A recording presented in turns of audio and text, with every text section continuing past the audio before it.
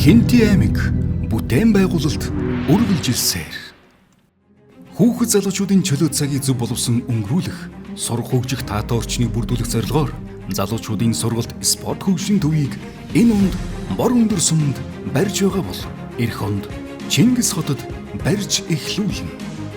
Чингис хотод баригдахаар төлөвлөгдөж буй залуучуудын сургалт спорт хөгжлийн төв нь 7000 м квадрат талбайтай орчин үеийн загвар хийцэл бүхий 3 давхар барилгаас бүрдэж байгаа юм.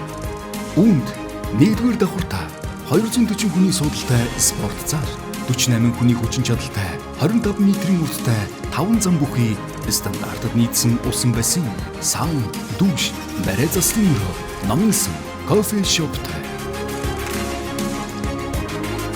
2-р давхартаа 77 хүний суудалтай кино театр, жудо, йог, тэквондо, тойл зур сэлэн, хөгжим бүжиг гэх мэт сургалтын зориулттай 8 танхим, фитнес, спиннинг гэх мэт бэлтгэлийн 5 танхимтай.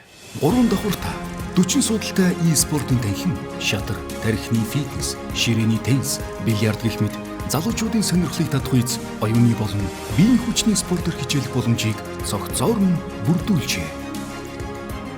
Мөн хөгжлийн бэрхшээлтэй иргэдэд зориулсан цахилгаан шат, ариун цэврийн өрөөг тусгай айлын шийдснээс гадна зойрын давхартаа автомашины дулаан гараж, гаднах талбайдаа газрын теннисийн талбай, 75 автомашины зогсоол, ногоон байгууламжийг төлөвлөжээ.